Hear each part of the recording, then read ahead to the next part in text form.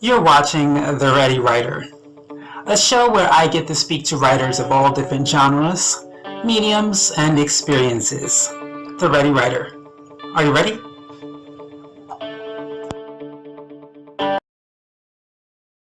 Hi, and welcome to another episode of The Ready Writer, where we talk to writers. I'm your host, Casey Bell, and we are celebrating Black Children's Book Week. Today's guest is Tamera Foley. Let's get the show started. Was being an author a childhood dream of yours?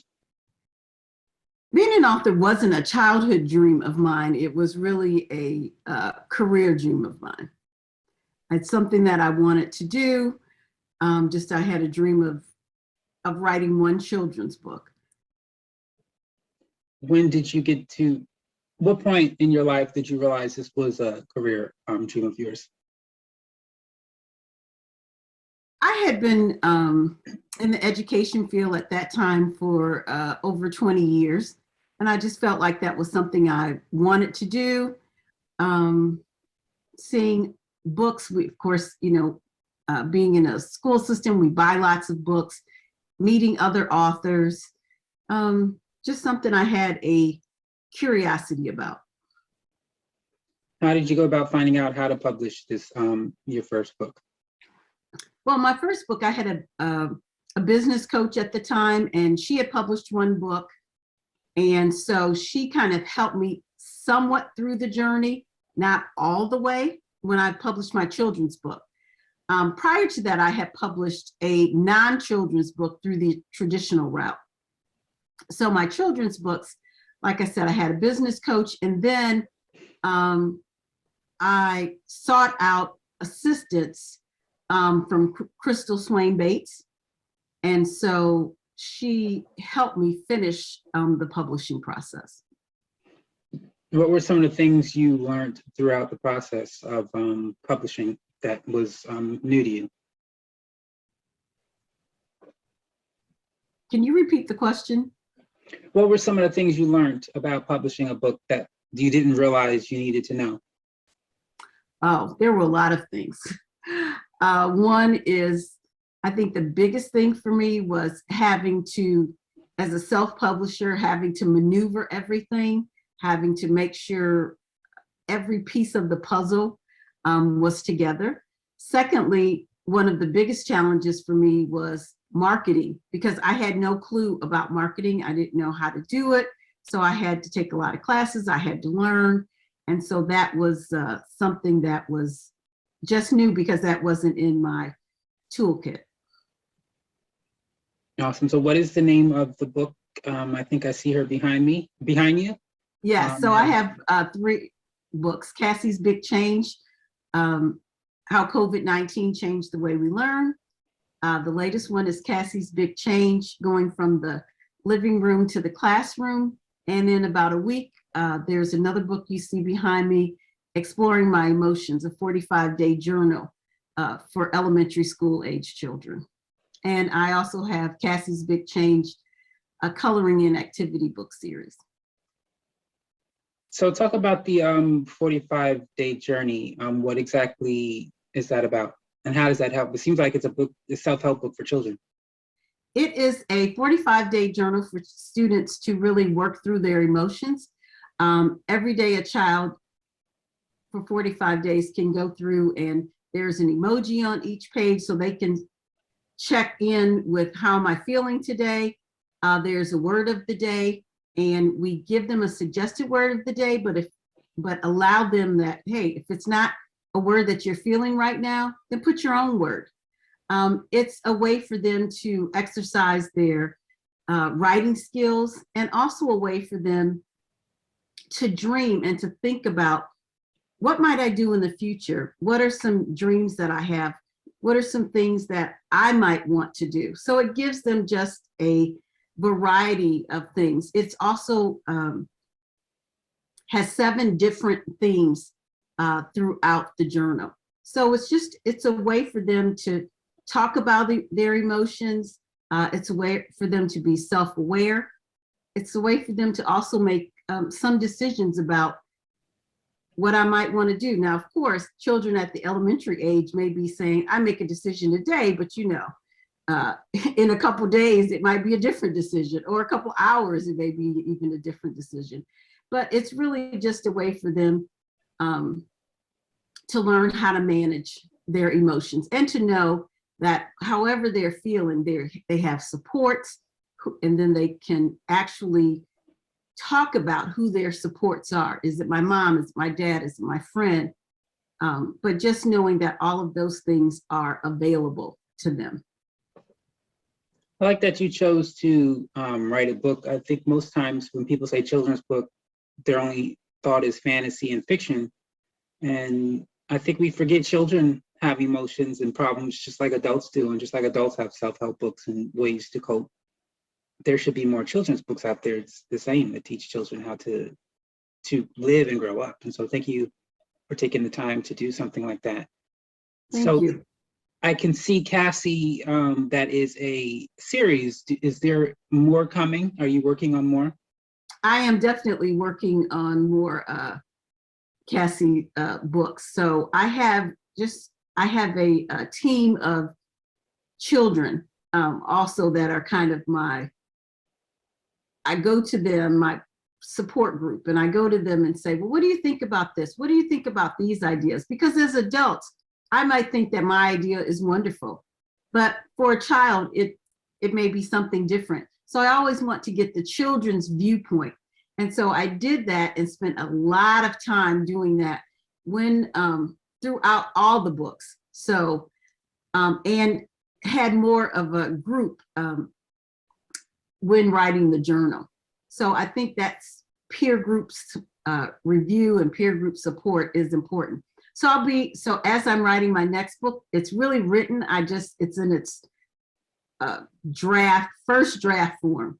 So as I write that, of course, I'll be asking them questions, seeing what they think. Is this the journey? I have children all the time that tell me what they think the next book should be in the series.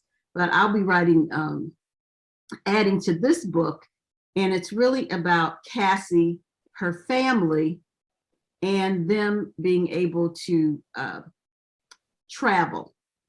Because during this time, and because the books do follow the pandemic, they haven't really been able to be with their family and do all the family things.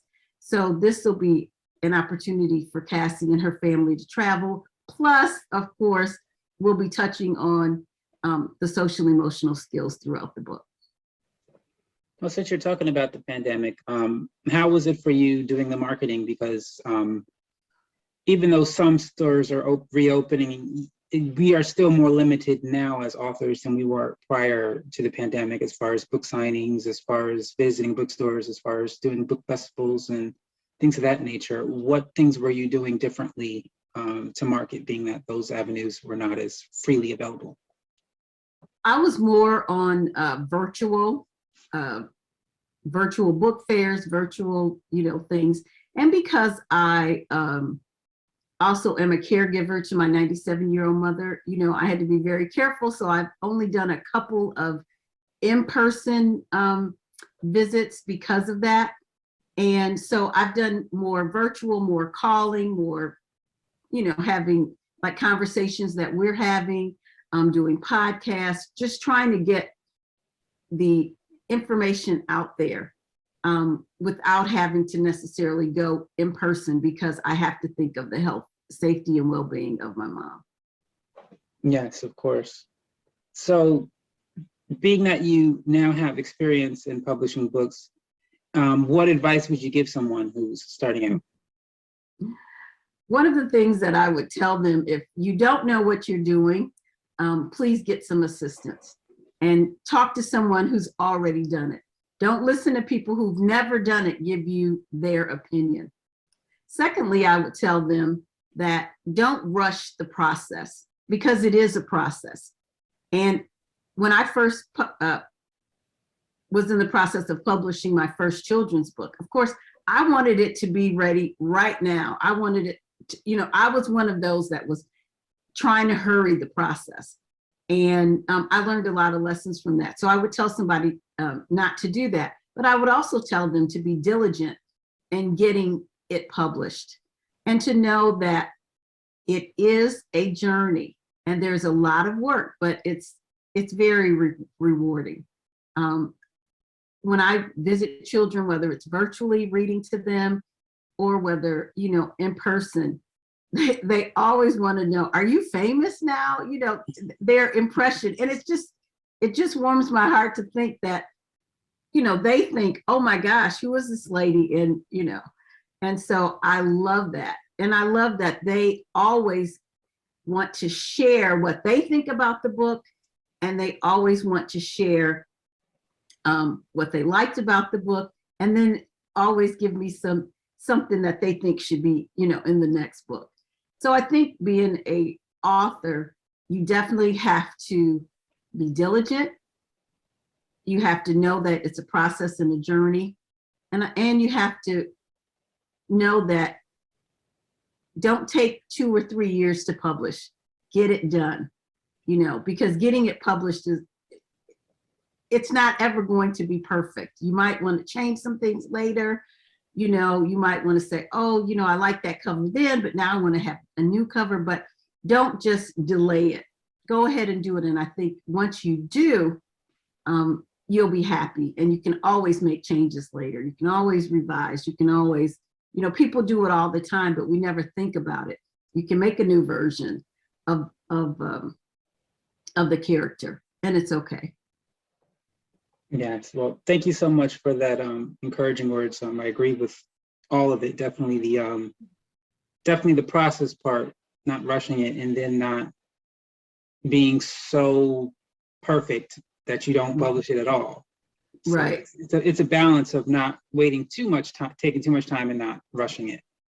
Right. So, last question. It's more of a request. What words do you have to the parents or guardians and the children who may consider purchasing your book? Words would you have to say to them? To the parents, I would say, please work with your children through their emotions. Know that their mental health is important. Know that they are thinking and they know the things that are relevant, even though they may not be talking about it.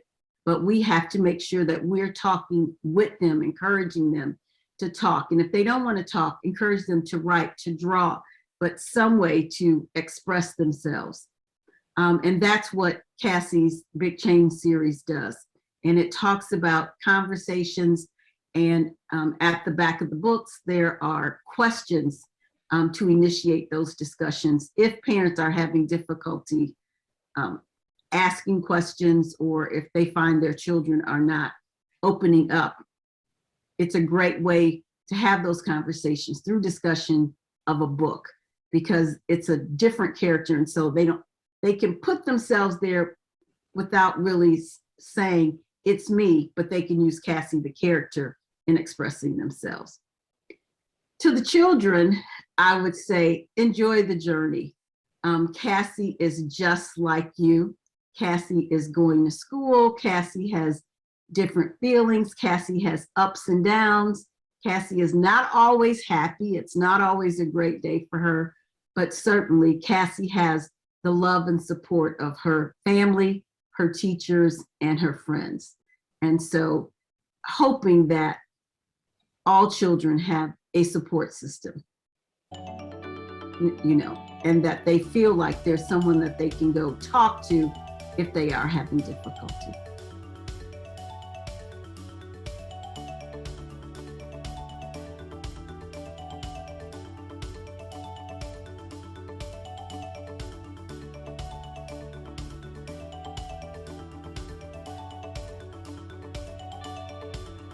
That is all the time we have for you today on The Ready Writer. I want to thank our guest, Tamera Foley, and you, the audience. Thank you so much for watching. Have a great day.